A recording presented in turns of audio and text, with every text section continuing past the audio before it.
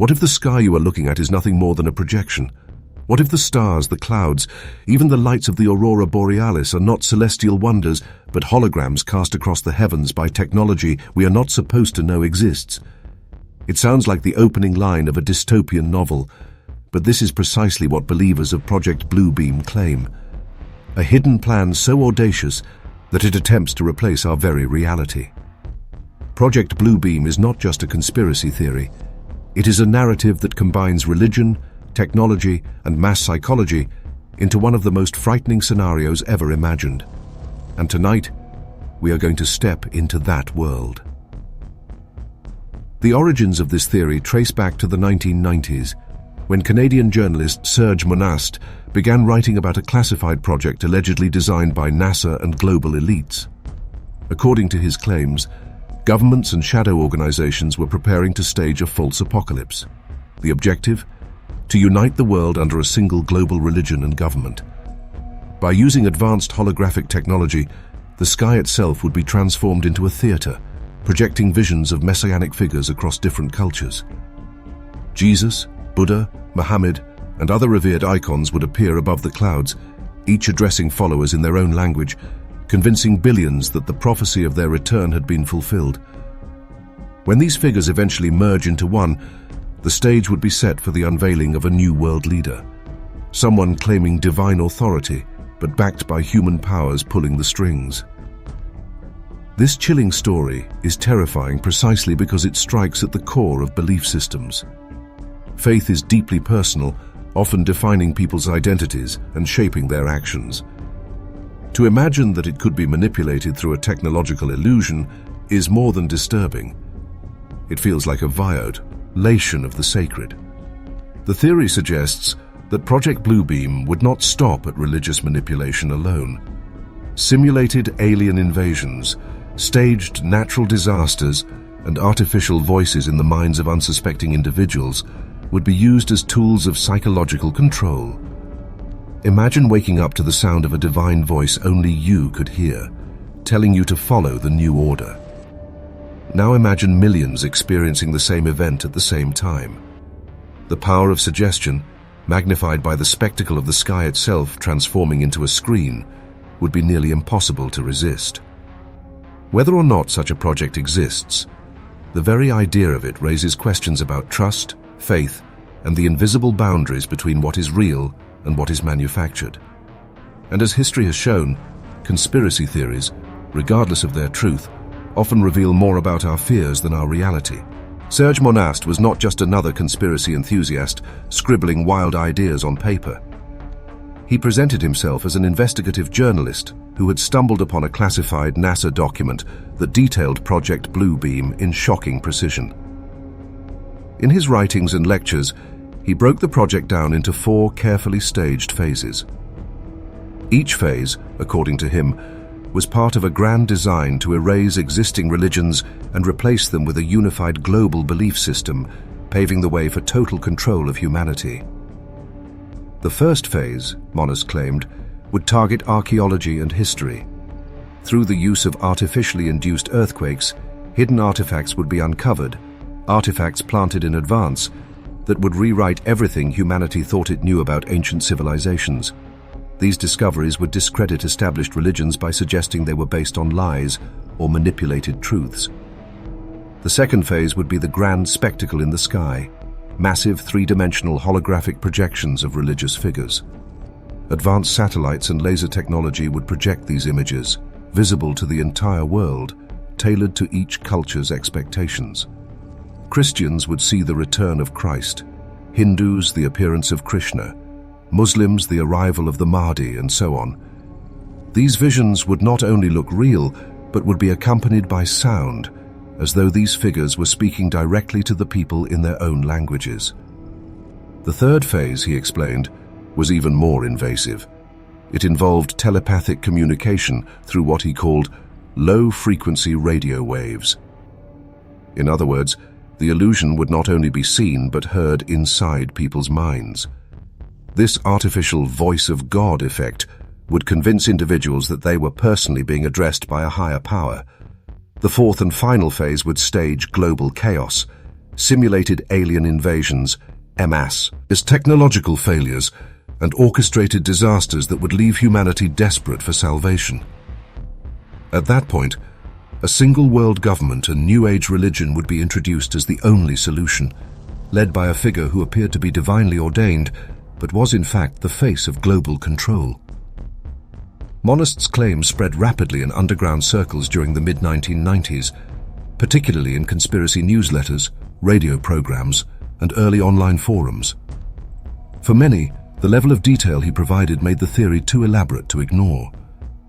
Supporters pointed to rapid technological advancements at the time, such as improved satellite imaging and early holographic experiments, as proof that the foundation for such a project already existed.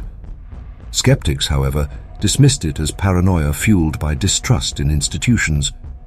What made the theory endure was not its evidence, because little of it was ever provided, but its ability to prey on existing fears. Fear of losing one's faith, fear of being controlled without realizing it, fear of technology surpassing human understanding. By the time Monast's writings reached a wider audience, Project Blue Beam had already become more than a conspiracy theory. It had become a lens through which people could interpret global events. And as history would soon reveal, the man who brought this theory into the spotlight would not live long after doing so. In December of 1996, Serge Monast's story took a chilling turn. Just one day after giving a lecture about Project Blue Beam, he was reportedly arrested by Canadian authorities and held overnight. The next day, he collapsed at home from what was officially described as a heart attack. He was only in his early 50s and had no serious history of heart disease, at least according to his supporters. To them, his sudden death was not a coincidence, it was evidence. They argued he had been silenced for knowing too much, for daring to share details about a plan that governments and secret organizations desperately wanted hidden. The official record remained mundane, a natural death, unfortunate but unremarkable. But in conspiracy circles, the narrative was far more sinister. Within weeks, rumors exploded across underground newsletters, shortwave radio shows, and early internet chat rooms. Monast, they claimed, had been targeted by covert technologies that could induce cardiac arrest remotely. Others speculated he was poisoned, while a few even suggested he had been abducted and replaced before his supposed death was staged. The ambiguity of his final hours was the perfect fuel for the fire he himself had lit. For many believers, Monast's death validated his message.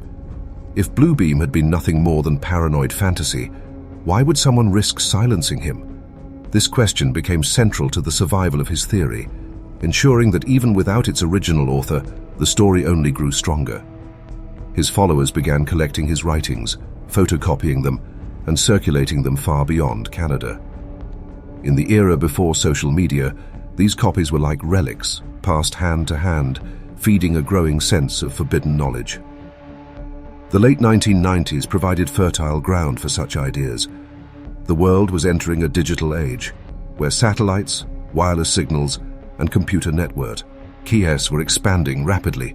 The same technologies Monast had warned about were now shaping daily life, making his claims feel strangely prophetic. Events like the Hale-Bopp comet hysteria and the Heaven's Gate cult tragedy in 1997 reinforced fears of manipulated belief systems and mass deception. Against that backdrop, Project Blue Beam was not just a theory, it was a warning that seemed more urgent with every passing year. By the early 2000s, fragments of Monast's lectures and notes were available online, reaching audiences far beyond the niche groups that had first encountered them. His death, mysterious as it was, gave the theory a martyr. And in the world of conspiracies, martyrs ensure immortality. What had started as one man's dire warning was evolving into a legend, shaping how people viewed everything from televised news to global tragedies. And soon, the internet itself would become the breeding ground where Blue Beam thrived. By the turn of the millennium, Project Blue Beam had slipped from whispered photocopies and late-night radio chatter into the vast, uncharted frontier of the internet. Suddenly, what had once been confined to underground circles was available with a single search. Early conspiracy forums, bulletin boards, and primitive websites became digital breeding grounds for Monast's ideas, with users piecing together fragments of his speeches, translating his writings into multiple languages, and adding their own interpretations. The theory was no longer just Monast's. It was mutating, growing stronger, shaped by thousands of anonymous voices across the web. The late 1990s and early 2000s were marked by a hunger for alternative explanations. Governments were mistrusted, corporations were expanding their influence, and global events seemed to arrive faster than people could process them. When the 9/11 attacks shook the world in 2001, conspiracy forums exploded. For many, the destruction of the Twin Towers wasn't just an act of terrorism. It was proof of staged catastrophes, carefully orchestrated for political gain. Project Bluebeam, with its themes of psychological manipulation and staged global events, suddenly felt less like science fiction and more like a template for reality. Soon, users began connecting Bluebeam to almost every major event. Natural disasters, wars, and even televised speeches were scrutinized for signs of hidden staging. Images of strange lights in the sky, unexplained aerial phenomena, and the rise of advanced CGI effects all fed into the narrative. If technology could create lifelike illusions on a movie screen, why couldn't governments scale that illusion up to the skies above entire cities? This line of thought took hold in internet communities, giving new life to Monast's claims about holograms and mind control. The internet also enabled cross-pollino, tie-in with other conspiracy theories. Bluebeam was woven into discussions about the New World Order, HAARP weather manipulation, secret space programs, and the shadowy Bilderberg meetings. In this chaotic ecosystem of speculation, Bluebeam became a kind of master key, a theory that could explain anything. Every mysterious occurrence, every unexplained sighting, every sudden shift in global politics could be reframed as a step toward the ultimate staged event. What made Bluebeam thrive online was not just its content, but its adaptability. Monast had originally described a sequence of 4 stages leading to a false messiah and a one-world religion. But online users didn't feel bound to his exact framework. They added, removed, and reinterpreted stages as needed, blending them with local fears or global headlines. In forums and chat rooms, the theory became open source, constantly evolving. By the mid-2000s, Project Bluebeam was no longer a fringe curiosity. It was a digital ghost, haunting every corner of conspiracy culture. Its power lay in its vagueness. It was impossible to disprove because it could shape-shift to fit any narrative. And the more people searched for evidence, the more it seemed to appear, hidden in plain sight, waiting to be uncovered. For years, critics dismissed Project Bluebeam as pure science fiction, holographic messiahs, space-based mind control. It sounded like the plot of a dystopian film rather than a credible threat. But as technology raced forward in the 2000s and 2010s, the gap between Monast's wild predictions and reality began to narrow, and people noticed. One of the earliest sparks came with the rise of 3D projection technology. What was once the realm of stage magicians and special effects studios suddenly leapt into mainstream visibility. Audiences were stunned when a digital Tupac Shakur appeared on stage at Coachella in 2012, performing as though he had been resurrected. The illusion was dazzling, but for many, it was also unsettling. If a dead celebrity could be made to walk, talk, and sing before thousands of witnesses, then how far away was the ability to fabricate divine apparitions in the sky? Theories linking such technology back to Bluebeam gained new momentum. At the same time, satellite and drone innovations added fuel. High-resolution satellites could now beam live images from orbit, while drones filled the skies with blinking lights capable of creating synchronized patterns. Mass displays, such as hundreds of drones forming images at the Beijing Olympics or lighting up cityscapes during global celebrations, looked eerily similar to what Monast had described decades earlier. Spectacular, yes, but to Bluebeam believers, they were test runs for something far more sinister. Then came the advances in artificial intelligence and deepfake technology. By the late 2010s, realistic videos of world leaders saying and doing things they never actually did began circulating online. The implications were staggering.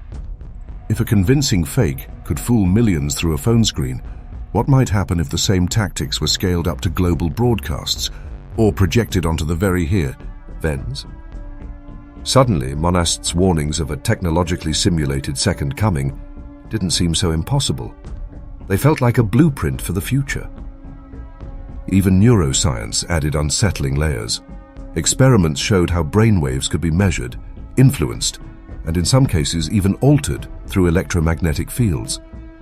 Researchers demonstrated brain-computer interfaces, where thoughts could control machines and vice versa. While these breakthroughs were hailed as steps toward medical miracles, conspiracy circles pointed to them as evidence of the mind control phase of Bluebeam, where populations could be steered without realizing it. The convergence of these technologies made Bluebeam less about belief and more about possibility.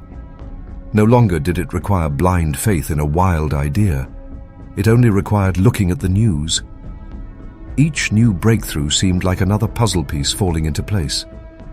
For skeptics, the theory was still outlandish. But for believers, the stage was being set, brick by brick, invention by invention. And as history had shown time and again, once a technology exists, the question is never whether it can be used. It's who will choose to use it, and for what purpose. At the heart of Project Bluebeam lies a terrifying question. Not what can be shown in the skies, but what can be done to people once they believe it. Fear has always been one of humanity's most powerful levers. From ancient empires to modern governments, leaders have known that a population in fear is a population that can be guided, molded, and controlled. And if the world stage were suddenly filled with divine figures, alien invaders, or apocalyptic warnings, the fear generated would be unlike anything we've ever seen before. Psychologists warn that in moments of collective terror, rational thought takes a back seat. The brain shifts into survival mode, looking for authority, for guidance, for someone, anyone, who claims to have the answers. That authority could be religious leaders, politicians, or a coalition of global powers stepping forward with a plan. Believers of Bluebeam argue that this is the endgame. Use a staged cosmic event to consolidate control under one unified power, something humanity would never willingly accept without the push of fear. History gives us chilling precedents. During wars, staged propaganda was used to rally entire nations, often based on exaggerated or outright fabricated threats. Fear of invisible enemies, witches, communists, terrorists, has been enough to bend societies into surrendering freedoms in exchange for security. Now imagine magnifying that fear by filling the heavens with visions of wrathful gods or hostile extraterrestrials. The result? Billions of people desperate for protection, willing to accept any terms, sign any treaty, or surrender any liberty just to feel safe. And it wouldn't stop at policy. Fear infiltrates every aspect of daily life. Families would fracture over belief or disbelief. Communities might turn against skeptics who dared to question the spectacle. Economies could collapse under the weight of panic. If Bluebeam's architects truly exist, they wouldn't just be manipulating light and sound. They would be reshaping the very fabric of society, sowing chaos so that order could be imposed from above. The true genius and horror of such a plan is that it wouldn't need to last forever. A single staged event, lasting hours, maybe days, could permanently alter humanity's trajectory. Just as 9/11 reshaped global politics in ways still felt today, a simulated alien invasion or divine appearance would scar the collective memory of billions. Once that scar is made, the fear can be reawakened with just a whisper, just a reminder of the day the skies opened. Project Bluebeam, then, is not merely about illusion. It is about power, and power gained through fear is rarely surrendered. Instead, it becomes the foundation for a new order, one built not on truth, but on control. Every conspiracy has its villains, but Project Bluebeam's alleged architects are among the most shadowy and debated. Some point directly to NASA, claiming the agency has long been a front for secret experiments and that its public missions were only a smokescreen for hidden agendas. Others expand the circle wider, pointing to global organizations like the United Nations or the World Economic Forum, suggesting that Bluebeam would serve as the perfect catalyst for cementing a unified global authority. But the deeper you travel into these theories, the more you find the same whispers repeating that behind the curtain stands not just governments or corporations, but something even more intangible, an unseen hand guiding humanity towards submission. The names vary depending on who tells the story. Some call them the Illuminati, a secret cabal operating across borders and generations. Others speak of elite families, dynasties of wealth that have quietly influenced world events for centuries. And still others insist the true architects are not human at all, but something other, interdimensional beings, or even the very extraterrestrials Bluebeam would one day pretend to reveal. Each theory overlaps, each one darker than the last, and none of them provide concrete proof. Yet their persistence across decades suggests something, a hunger to identify the powers hiding in the shadows. Believers point to patterns, economic collapses that benefited the few while devastating the many. Wars launched under questionable pretenses, sudden shifts in culture and belief that seemed less like organic change and more like orchestrated nudges. If you look at history through the lens of control, everything becomes suspect. And if those unseen forces already hold sway over economies and politics, would it really be so impossible to imagine them staging the greatest illusion of all? This is we, where the line between paranoia and possibility blurs. For the skeptic, Bluebeam is too big, too outrageous, too impractical to be real. But for the believer, its very scale is proof, because only an event of cosmic magnitude could erase old borders, dissolve rivalries, and force humanity to kneel under a single banner. To them, Bluebeam isn't just a conspiracy. It's the inevitable final act of a play that has been unfolding for centuries. The architects of this vision, whether governments, cabals, or something else, remain faceless. But that's the genius of the theory. The less we know, the more space there is for fear to grow. And fear, as we saw in the last section, is the perfect soil in which control can be planted. The question remains, who, if anyone, is waiting for the curtain to rise? There are moments in the world of true crime where silence speaks louder than words, where the lack of answers creates a vacuum that swallows everything else. The mystery of Cindy James falls precisely into that haunting category. For 7 years, her life was a timeline filled with anonymous calls, vicious letters, violent attacks, and the chilling sense that someone, somewhere, was watching her every move. She documented it all, yet when her body was finally found under circumstances as strange as her life, the story refused to end. It only grew darker. Theories flooded in. Some claimed that Cindy had orchestrated the entire ordeal herself, staging the phone calls, injuries, and even her death. To them, it was a tragic case of psychological breakdown. Others, however, rejected that narrative outright. They pointed to the brutality of certain attacks and the method of her death, strangled with her own stockings, as proof that someone else had been involved. Her own family remained divided, some siding with the idea that her mind had betrayed her, while others believed she had been the target of a relentless predator. One of the most disturbing aspects lies in how meticulously her torment escalated. It began with subtle hints, silent phone calls, small notes, windows mysteriously opened. But it evolved into violent assaults, druggings, and eventually what appeared to be staged crime scenes. If Cindy was doing this to herself, it demonstrated a psychological complexity far beyond the ordinary. If someone else was behind it, then it revealed a level of cruelty that borders on inhuman.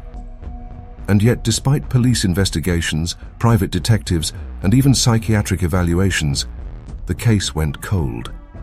It became one of those unsolved riddles where every answer felt incomplete, every theory left lingering questions. The truth about Cindy's death remained just out of reach, like a shadow that never fully materializes into a figure. But the most unnerving part isn't just her death, it's what her story represents. Cindy's case embodies the terror of being disbelieved, the horror of screaming for help and finding no one willing to listen. Whether her tormentor was real or born from within her own mind, the suffering was undeniable. It's a reminder that mysteries aren't always about clear villains or heroes. Sometimes they're about the spaces in between, where uncertainty becomes its own kind of haunting. So as we reach this point in her story, the central question still hangs in the air. Was Cindy James the victim of an invisible persecutor? Or was she the author of her own nightmare? The answer may never come. But perhaps that's why this story lingers so powerfully. Because the scariest mysteries are the ones we can't solve. Cindy James's story doesn't end with her body being discovered in that Richmond yard. In truth, it never ends. Every retelling reopens the wounds. Every theory breathes new life into the shadows surrounding her. Was she a woman consumed by her own mind, trapped in a prison of fear that eventually turned fatal? Or was she stalked and silenced by someone clever enough to evade law enforcement for years? The absence of resolution is exactly what makes this case so unforgettable and so terrifying. Think about it. For 7 years, Cindy pleaded for help. She left behind photographs of injuries, police reports, therapist notes, and testimony that described a life steeped in constant fear. If this was an elaborate fabrication, it was beyond anything most people could ever imagine sustaining. And if it wasn't, then someone, somewhere, was able to terrorize and kill a woman in plain sight, leaving investigators with nothing but a trail of unanswered questions. Either way, it's a chilling reflection on how fragile the boundary between safety and vulnerability really is. The image of Cindy lying in that field, hands bound, mouth gagged, and body marked with drugs, stands as the final puzzle piece, but one that doesn't complete the picture. Instead, it distorts it further. How could she have staged her own death in such a manner? And if she didn't, why wasn't her tormentor ever caught? That's the weight of her case. The tension between belief and doubt, reality and perception. And maybe that's why this story resonates so deeply decades later. Cindy James represents every fear we try to push aside. The fear of being hunted, the fear of not being believed, the fear that danger can exist just outside our line of sight. It forces us to confront uncomfortable truths about justice, mental health, and the limits of what we can ever truly know. Now, I want to hear from you. Do you believe Cindy James was the victim of a stalker who outsmarted everyone? Or do you think her mind created a nightmare too convincing to ignore? Drop your thoughts in the comments. I'll be reading them, and I'm curious to see where you stand. If you've stayed with me until now, thank you for joining me in this descent into one of true crime's most baffling mysteries.